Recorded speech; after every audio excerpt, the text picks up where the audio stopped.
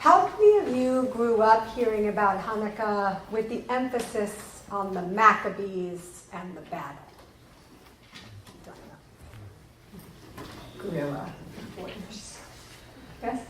How many of you grew up where the focus was mostly on the miracle of the light? Yeah, okay.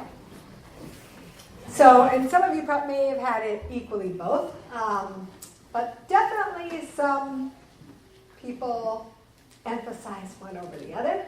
And this was a tension in the Hanukkah narrative for the rabbis, who really, really went for adding this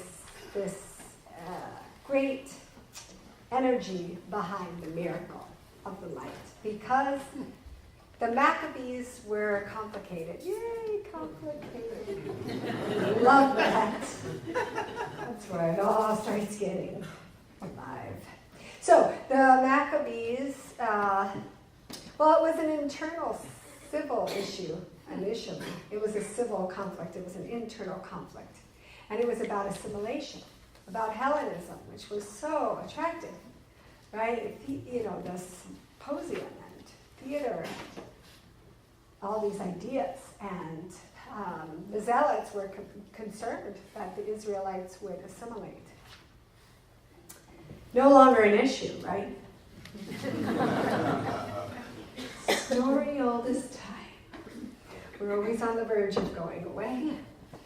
Lots of different reasons, and we never do. And it's partly because we wrestle with this about being part of and different from. And if we do one or the other without the other, we would not have survived.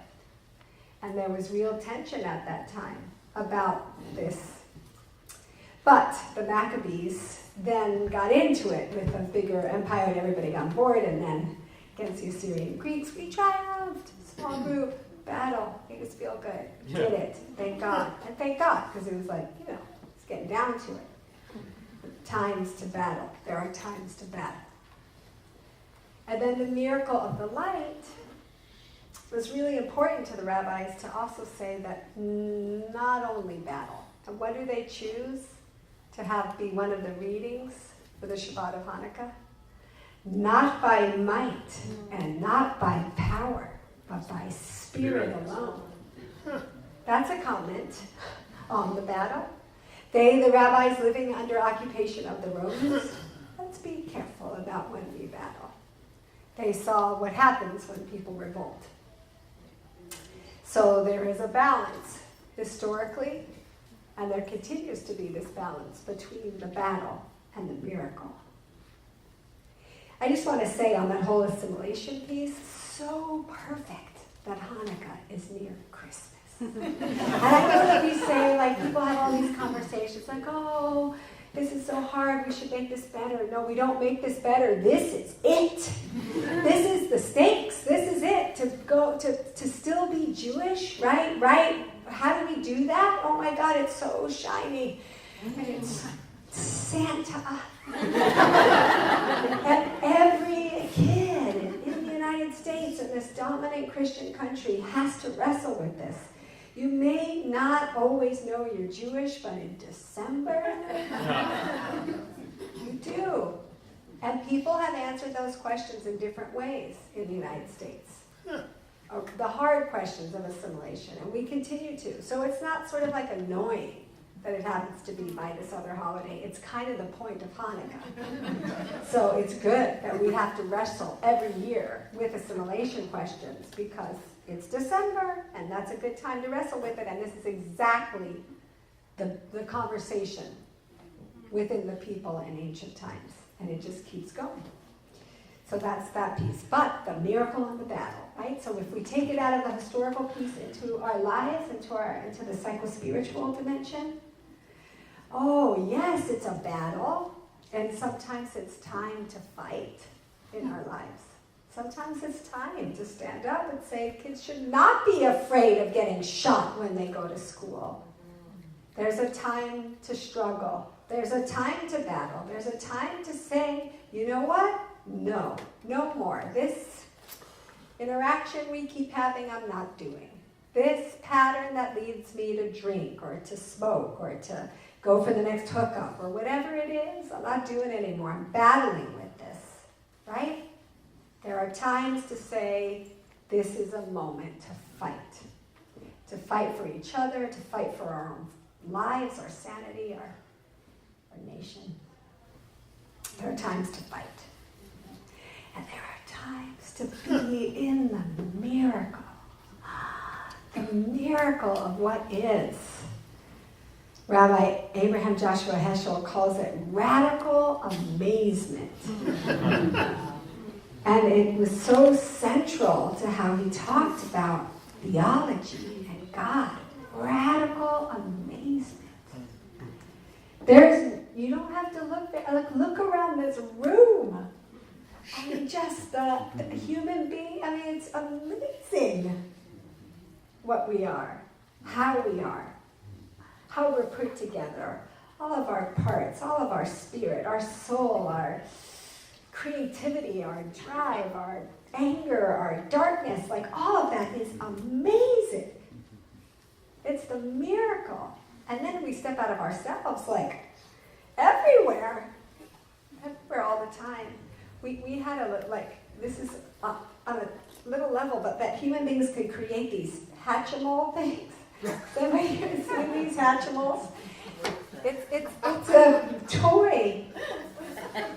Lila, do you want to describe it? It has a bird inside of an egg, and what happens? It pecks itself out. This is a toy that pecks itself out of itself. It blew our minds. Sorry. The entire family of all ages were just blown away. How did anybody think of that?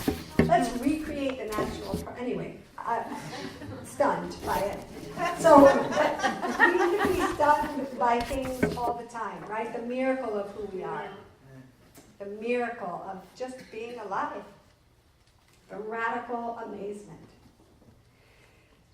So really we're called to hold both. The fight and that light. The fight and the miracle. The battle and the miracle. The struggle and the surrender. Radical amazement puts us in this position where we step back a moment and say, this is incredible. And the battle asks us to step forward and do something. And we need both.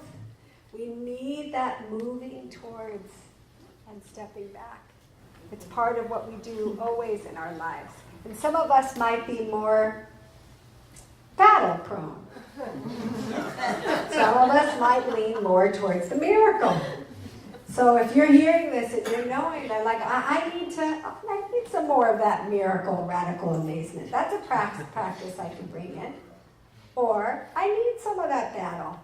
I need to be stepping forward a little more. This idea of surrender, it's very rich. I continue sometimes to still go to the support group for folks who've gone through cancer. I don't go as often, but I'm always moved when I can make it there. And there's somebody in our group who's really put out that he is really looking to surrender into this process. His cancer just keeps coming back. They keep fighting it and it keeps coming back, fighting. That's a whole other conversation for another day about the metaphors of that. But in any case, it keeps coming back. And he is somebody who's been a part of the sobriety community. And so the idea of surrender has always been something he's worked with. And so he has asked us to help him think about how to surrender with grace, how to surrender standing up. Do you know how sometimes you think surrender and it's like, I'm just lying down, just do whatever you want, I'm done. No. I remember seeing this beautiful image once of a woman just standing strong with a white flag, waving that white flag. And to me, that's that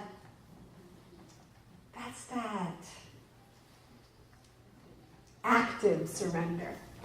That's a surrender that says I'm holding the flag and I am waving it. I'm not laying down and giving up and being passive about this. That's the integration of the miracle and the battle.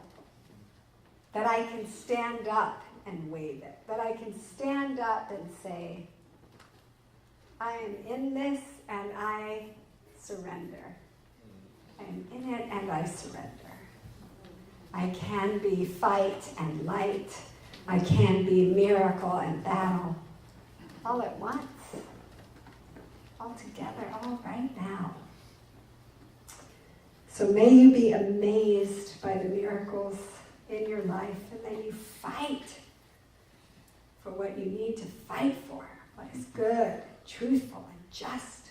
And may you surrender standing up.